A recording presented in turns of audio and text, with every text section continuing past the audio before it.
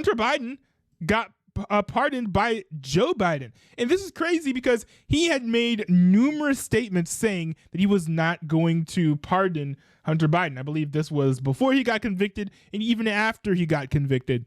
The interesting thing that I saw was that even the people on the left could not bring themselves to find some sort of justification for this. Now, some people on MSNBC, I listen to MSNBC and CNN and stuff. Yeah, some people on MSNBC, they were like, well, Hunter Biden was being targeted unfairly because of his connection to Joe Biden, right? You know, if there was someone less prominent who would have done the same thing, you know, that person wouldn't be prosecuted at all.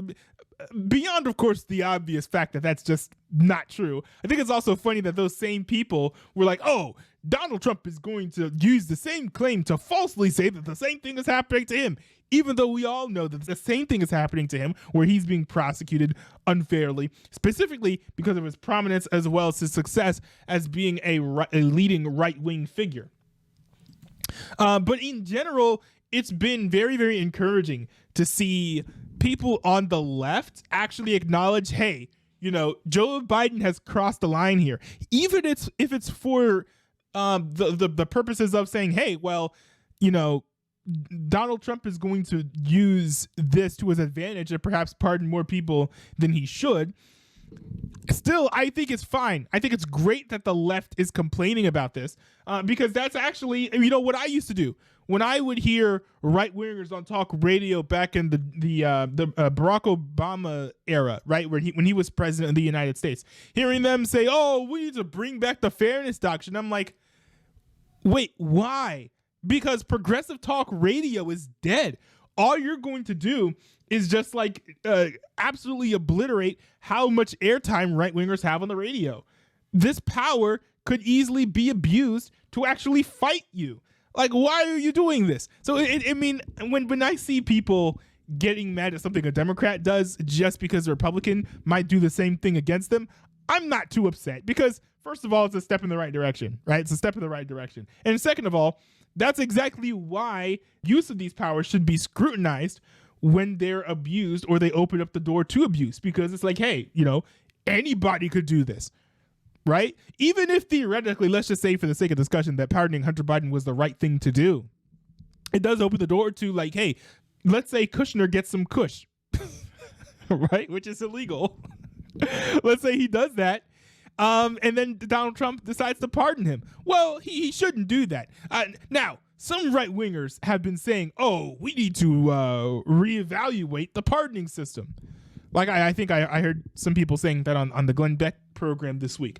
Completely disagree with that assessment as well, because the reason why this power exists is because sometimes the power to prosecute people is either abused, or people get convictions wrong, or people get convicted for things that are no longer crimes. So there is a use for pardons. I think that pardons should continue to exist. It's just that, you know, sometimes that power can be abused, as it is very clearly has been abused here. This is from the AP. It says Biden pardons his son Hunter despite previous pledges not to. President Joe Biden pardoned his son Hunter, sparing the younger Biden from a possible prison sentence for federal felony gun and tax convictions, and reversing his past promises not to use the extraordinary powers of the presidency for the benefit of his family. The Democratic president had previously said he would not pardon his son or commute his sentence after convictions in the two cases in Delaware and California. The move on Sunday night comes weeks before Hunter Biden was set to receive his punishment after his trial conviction in the gun case and guilty plea on tax charges, and less than 2 months before the president-elect Donald Trump is set to return to the White House. By the way, one thing I find interesting about this whole story, I'm not going to read this whole thing because I'm sure that you guys probably know most of the details that are in here, is the two things that this opens up, right? First of all, there's this, Biden, right? So there is this headline here, and I was actually hearing people talk about this on News Nation as well. It says Hunter Biden pardon raises new questions over Fifth Amendment loophole. So there are some people saying that Hunter Biden won't be able to plead the fifth because there's no way for him to get convicted. And so since there's no way for him to get prosecuted or convicted on anything, he does not any longer have a Fifth Amendment right to not answer questions like under oath or whatever out of interest of not convicting himself. The byline here says Hunter Biden's prosecutorial immunity from his presidential pardon could be used to compel his testimony in congressional hearings, some believe. I think this is an interesting theory. I would like to see more legal scholars weigh in on this. But one thing to take into account is that Joe Biden didn't just pardon Hunter Biden. I think he said that you can't prosecute anything connected to Hunter Biden that occurred over from the past 10 years, starting with the year that Hunter Biden went over to Ukraine or whatever and joined the board of Burisma until basically right now.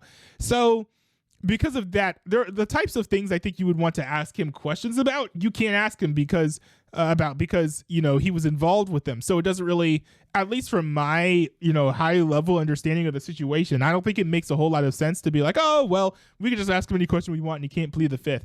Also, there's always been the legal loophole of I don't recall that he could also whip out as well if needed.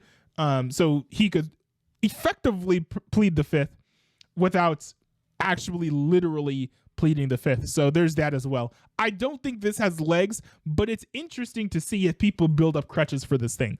Very curious to see if that ends up happening. Also, there's this story. This is an older story.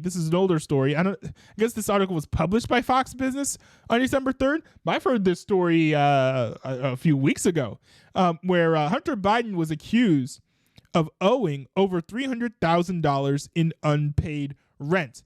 Says here, Sean McGuire alleges Hunter Biden failed to pay his family more than $300 in rent in 2019 and 2020. Now, some people might be saying, oh, well, Hunter Biden has been pardoned, so it's fine.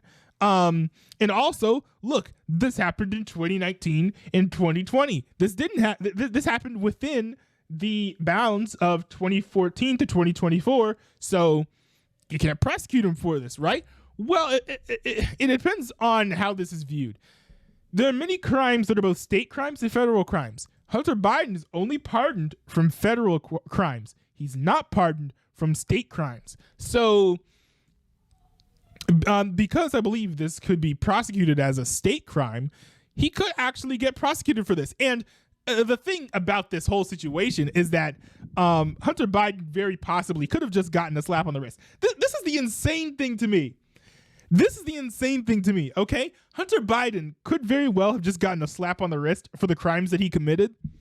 But by pardoning Hunter, I think Joe Biden has actually teed him up for even more scrutiny than he would have ordinarily gotten, because now you're going to see people going after him for state crimes like this. People might be going after Hunter Biden for this $300K of unpaid debt that ordinarily I don't think people would even care about. Like, this was a story I think like 2-3 weeks ago, and no one said anything about it. I don't think anyone said anything about it in the following days after the story was exposed.